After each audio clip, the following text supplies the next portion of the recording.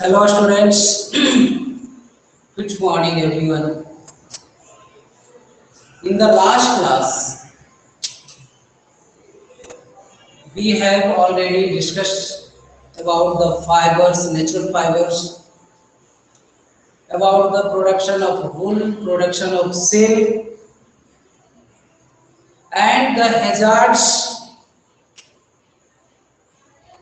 working in the wool industry, in the silk industry. इसमें आपने देखा था कि वूल इंडस्ट्री में काम करने वाले किस तरह से बहुत सारी बीमारियों से सफर करते हैं। ठीक उसी तरह से सिल्क इंडस्ट्री में भी काम करने वाले जो वर्कर्स होते हैं वो बहुत तरह की परेशानियों से, बहुत तरह की बीमारियों से जूझते हैं। अब होता क्या है कि एक्चुअली सिल्क इंडस्ट्री में continuously machines चलाए जाते हैं। That means the workers need to focus on the reading of fine silk.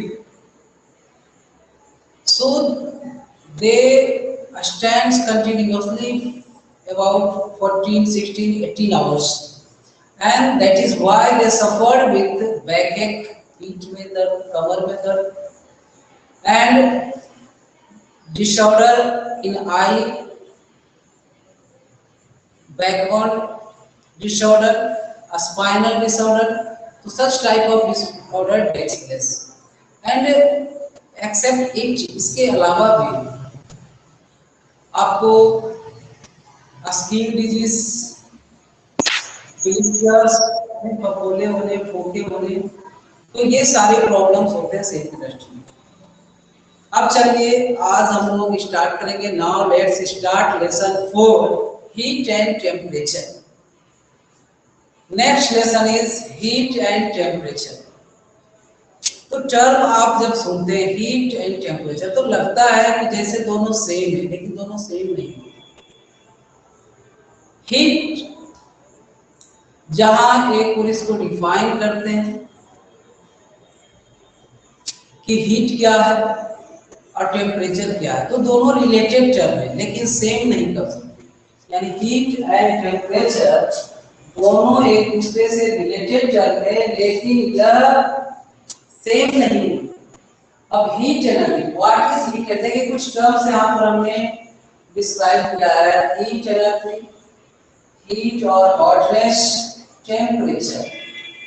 First of all heat energy, look here, heat energy, when any work is done, when any work is done, then energy is released. When any work is done, energy is released, and this energy is called heat energy.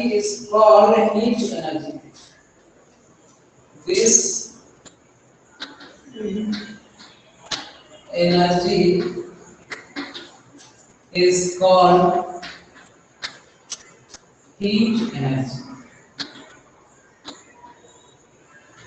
कोई भी जब कार्य होता है, कोई भी work होता है, किसी भी प्रकार का हम काम करते हैं तो हीट रिलीज होता है। आप रनिंग करते हो, खेलते हो, कूदते हो, कोई भी फिजिकल वर्क करते हो तो आप क्या देखते हैं, एनर्जी रिलीज होता है, बॉडी से एनर्जी निकलता है और वही एनर्जी जो है दैट इज हीट एनर्जी। ये हीट एनर्जी है, यानी during work done the energy is released, during work done energy is released, that energy is known as heat energy. Now heat और hotness, the total energy of the motion of molecules, the total energy of the motion of molecules in an object, किसी object में जो molecules के motion से जो total energy produced होता है, the total energy is produced due to motion of molecules in an object. एक object के मॉलिक्यूल्स के मोशन के कारण किसी ऑब्जेक्ट के मॉलिक्यूल्स के मोशन के कारण जो total amount of energy produced होता है, उस टोटल अमाउंट ऑफ एनर्जी को हीट करते हैं या हॉटनेस करते हैं। That means that once again look here, the total energy of the motion of molecules in an object is called heat. Heat or hotness is called heat or hotness. एक बार फिर से heat क्या है? तो किसी भी ऑब्जेक्ट के molecules के मोशन के कारण, किसी भी ऑब्जेक्ट के मॉलिक्यूल्स के मोशन से जो एनर्जी प्रोड्यूस होता है, जो एनर्जी उत्पन्न होता है, उस अमाउंट ऑफ एनर्जी को हीट करते हैं। क्लियर है? किसी भी ऑब्जेक्ट के मॉलिक्यूल्स के मोशन से जो एनर्जी उत्पन्न होता है, किसी ऑब्जेक्ट के मॉलिक्यूल्स के मोशन से जो एनर्जी उत्पन्न होता है, उसे हीट कहा जाता है। That means the energy is produced due to motion of molecules in an object is known as heat. Now temperature. What is temperature? देखिए बिल्कुल दो तरह से डिफाइन किए, जो आपको सिंपल लगे, इजी लगे। फर्स्ट है a physical quantity that expresses hot and cold.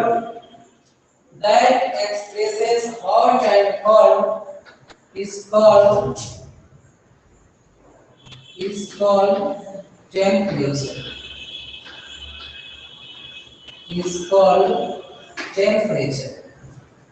वह फिजिकल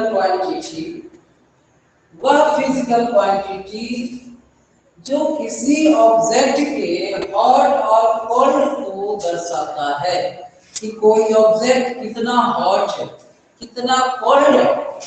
तो जिस फिजिकल क्वांटिटी के हेल्प से हम यह शो करते हैं कि यह ऑब्जेक्ट इतना हॉट है, इतना कोल्ड है, कितना गर्म है, कितना ठंडा है, तो जिस क्वांटिटी की सहायता से, जिस क्वांटिटी के हेल्प से हम यह एक्सप्रेस करते हैं, यह बता पाते हैं, उस फिजिकल क्वांटिटी को टेम्परेचर कहते हैं।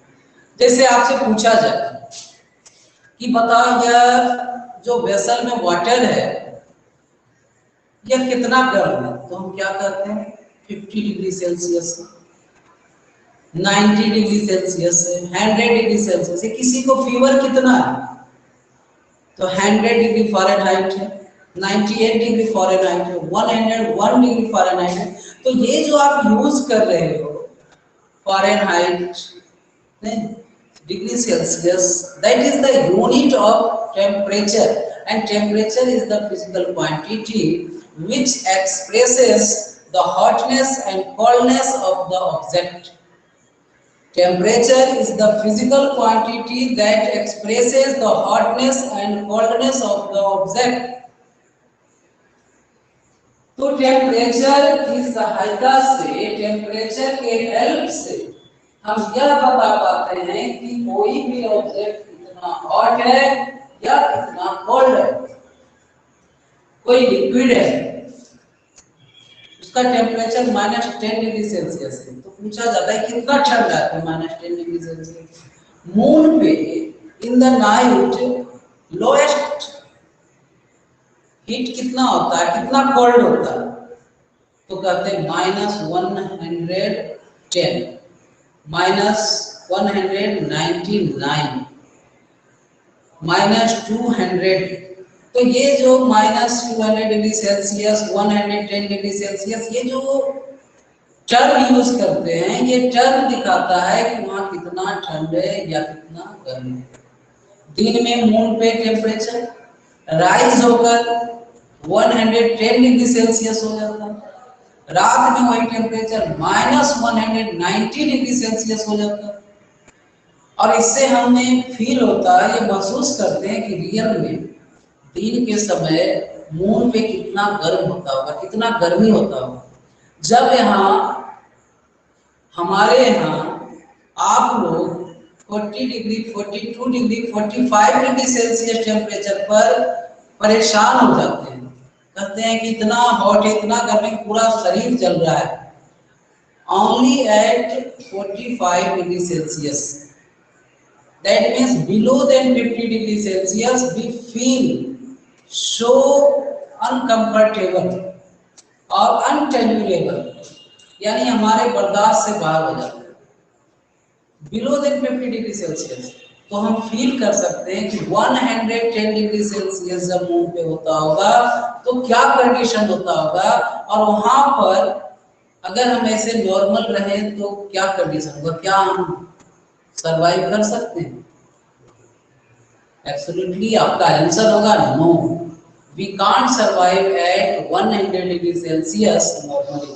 जैसे यहाँ हम लोग सरवाइव करते हैं उस प्रकार से मून पे सरवाइव नहीं कर सकते हैं। तो कैसे पता चला? तो आपको टेम्परेचर से नहीं, 100 डिग्री सेल्सियस जब कहा गया तो आपने ये फील कर लिया, ये महसूस कर लिया कि रियल में वहां कितना गर्म होगा। ठंड की बात करें तो यहाँ जनवरी के महीने में बिलो 10 डिग्री सेल्सियस जैसे ही होता है तो असहनीय ठंड होती है, इतना ठंड होता है कि जो हम बर्दाश्त नहीं कर सकते। कभी कितना ठंड पड़ रहा है, रजाई, स्वेटर, जैकेट जितना होता है सब कुछ यूज करते हैं, अब फिर भी कहते हैं बहुत ठंड है। अगर 0 डिग्री सेल्सियस हो जाए, जैसे जम्मू कश्मीर का होता है, तो वाटर जो है वो टंकी में ही जम जाता है, यानी नल आप खोलोगे, टैप आप ऑन करो, पानी नहीं गिरता है, सॉलिड हो जाता है। बहुत जगह माइनस में टेम्परेचर जाता है, तो -1 -2 पर ही मतलब कंडीशन ये होता है कि हमें बर्दाश्त नहीं कर सकते। तो जब 0 डिग्री सेल्सियस पर, 5 डिग्री सेल्सियस पर हम ये फील करते हैं कि इतना ज्यादा ठंड होता है, तो अगर -190 डिग्री सेल्सियस टेम्परेचर अगर कहा जा रहा है मून का, तो हम उससे फील कर सकते हैं कि मून की स्थिति क्या होती होगी। क्या उस टेम्परेचर पर हम अपने आप को सरवाइव कर सकते हैं, हम अपने आप को जिंदा रख सकते हैं? तो absolutely the answer is no. अगर नॉर्मल वे में जैसे यहाँ स्वेटर जैकेट पहनकर आप काम चला लेते हो, उस तरह से आप मून पे at the midnight at the temperature of -190 degree Celsius we can't survive normally, हम लोग नहीं सरवाइव कर सकते। तो ये टेम्परेचर है जो यह फील कराता है कि कोई ऑब्जेक्ट कितना हॉट होगा। अब ऐसा तो है नहीं कि अगर 2-3 ऑब्जेक्ट है, कौन ज्यादा हॉट है कौन ज्यादा कोल्ड है, अब टेस्ट करना है तो हम सबको टच करके टेस्ट करें, छू के टेस्ट करें? नहीं।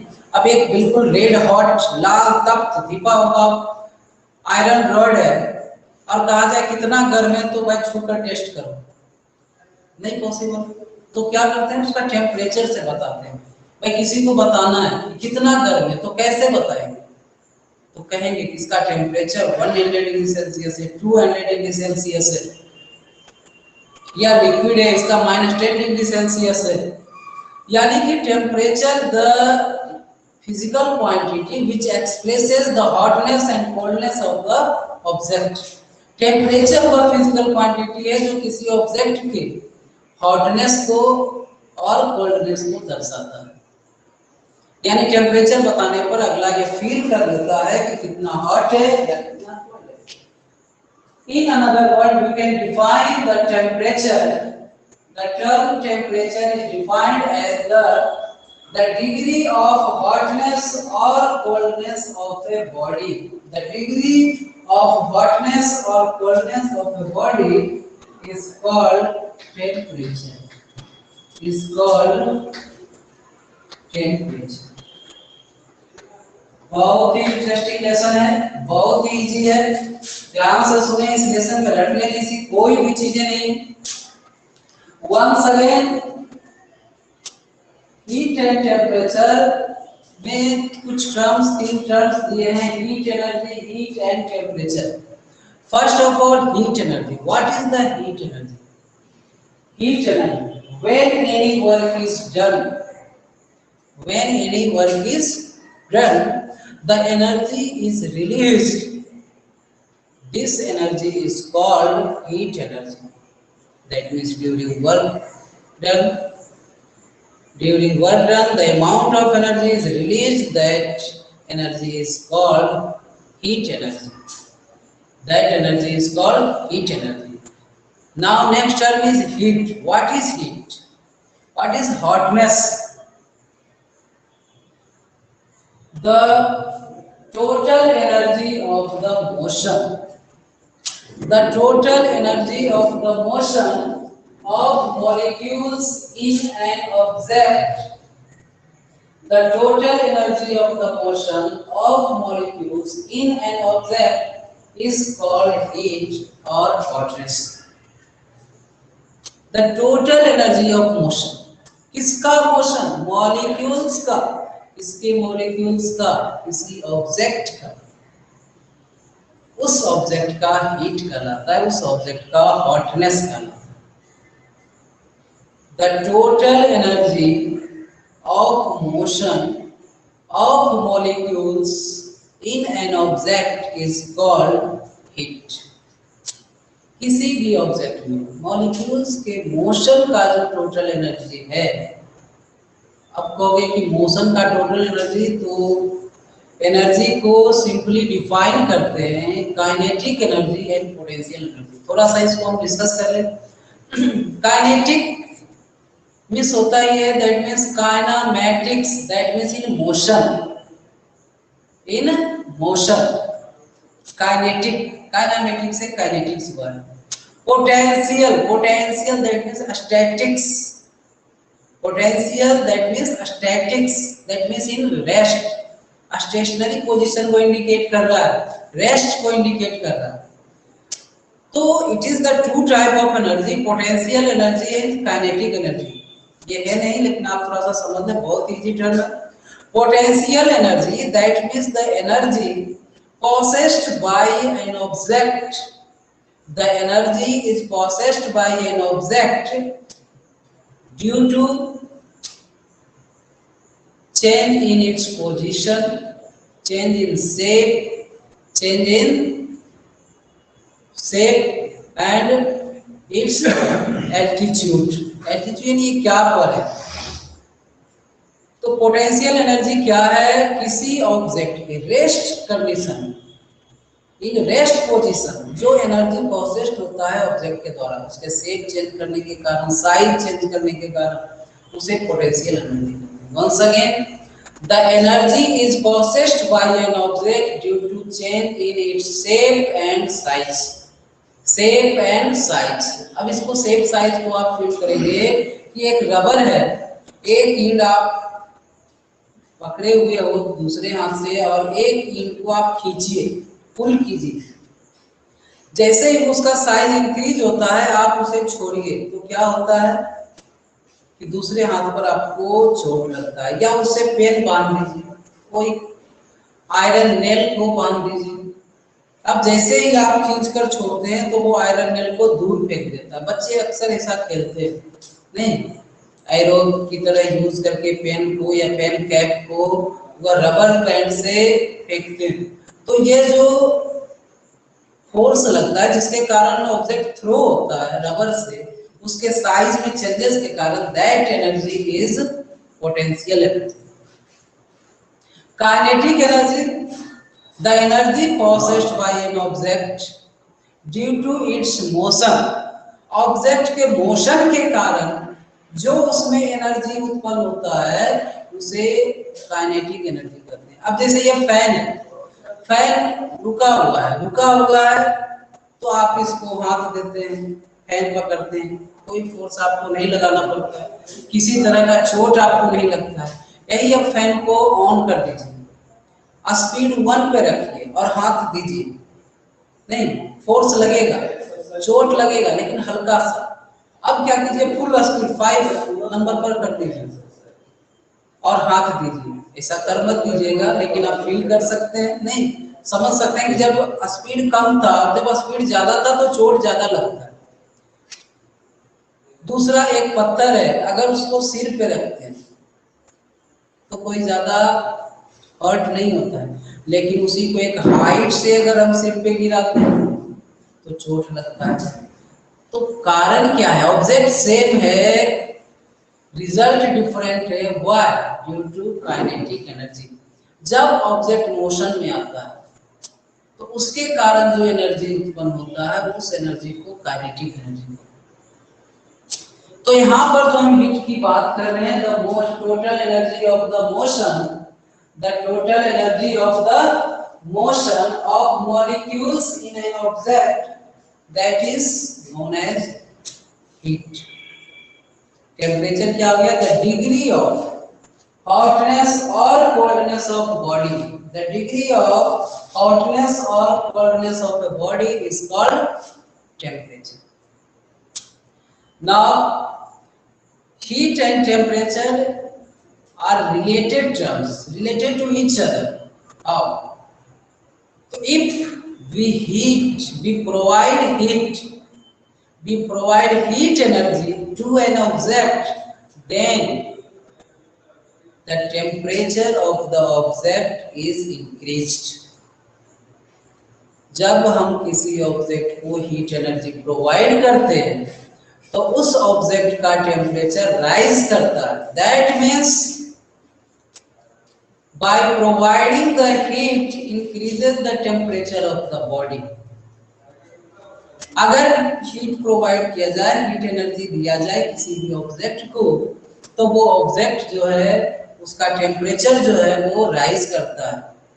नहीं, वाटर है, वाटर को आप गर्म करना शुरू करो, थर्मामीटर लो, थर्मामीटर वो नहीं जिससे फीवर मेजर करते हो, थर्मामीटर लेबोरेटरी थर्मामीटर जिसको हम लिक्विड का टेम्परेचर मेजर करते हैं।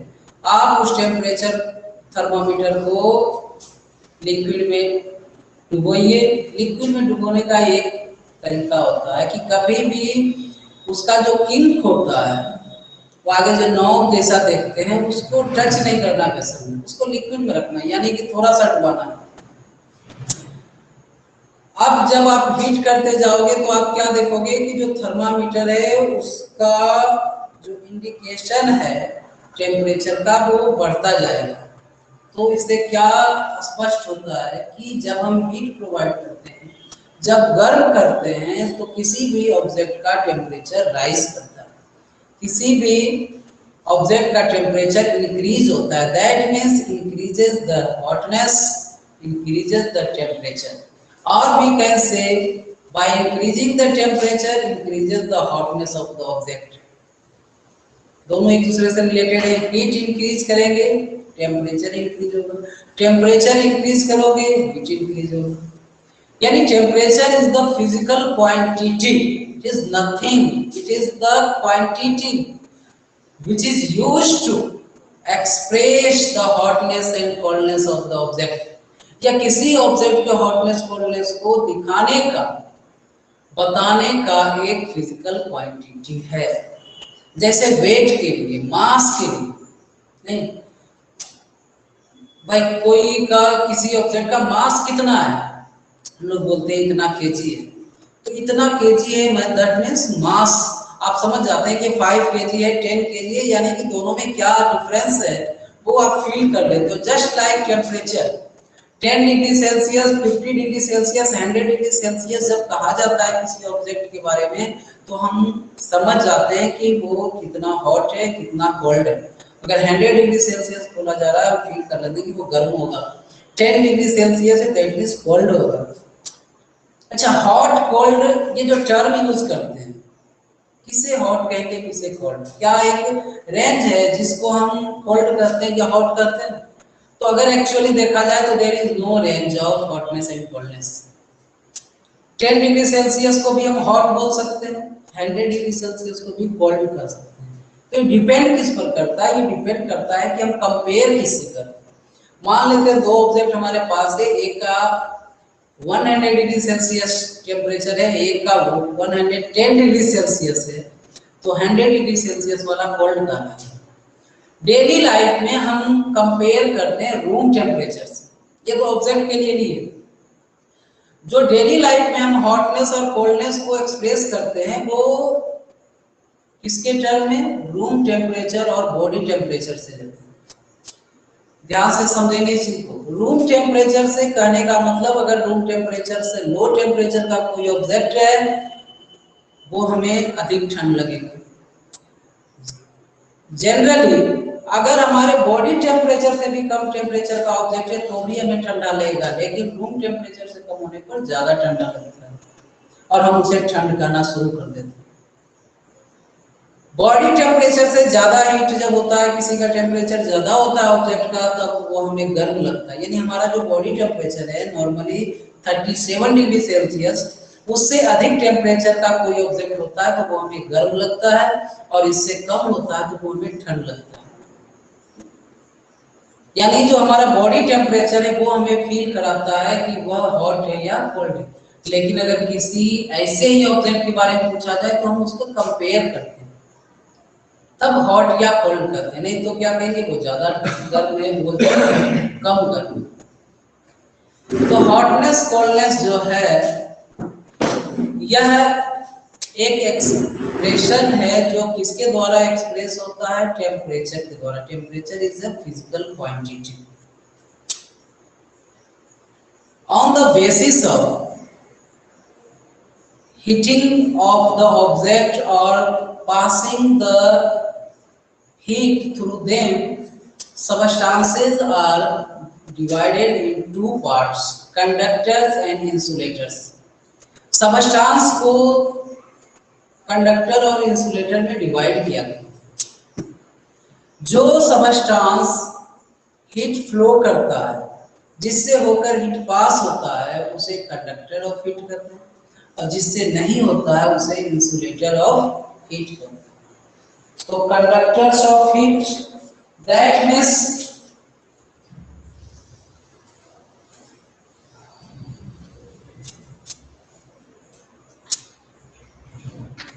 conductors and insulator.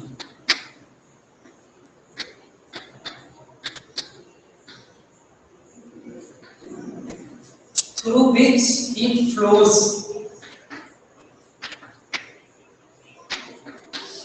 and through which heat does not flow. It does not flow. जिससे होकर हीट फ्लो करता है उसे कंडक्टर्स कहते हैं, और जिससे हीट फ्लो नहीं करता है उसे इंसुलेटर कहते हैं। तो जो मेटल्स होते हैं generally iron, copper, silver, these are good conductors of heat because heat flows through them. And plastic, wood, these are insulators because heat does not flow through them. इसे हम और डिटेल से नेक्स्ट क्लास में देखेंगे। आप याद करने का काम करें, क्वेश्चन आंसर जैसे जैसे आपको प्रोवाइड होता है वैसे वैसे करते जाए। वर्ड मीनिंग जो आपको भेजे जाएंगे वही सभी याद करेंगे, अलग अलग आप नहीं लिखें। अगर किसी लेसन का अभी तक नहीं भेजे हैं तो आपको हो सकता है आज तीनों लेसन का वर्ड मीनिंग एक साथ भेज दिया जाए। तो सभी का वर्ड मीनिंग कॉमन होना चाहिए, क्योंकि एग्जाम में उसी में से वर्ड मीनिंग आएंगे जो आपको हम लिखाएंगे। तो याद करने का काम आप जारी रखें। नेक्स्ट क्लास में फिर से हम इसे डिटेल से देखेंगे। हीट क्या है, टेम्परेचर क्या है, क्या मोड ऑफ ट्रांसफर है ऑफ हीट है, जिसमें कंडक्शन, रेडिएशन, कन्वेक्शन, ये सारे टर्म डिस्कस करेंगे। तो आज के लिए इतना ही, दैट्स ऑल।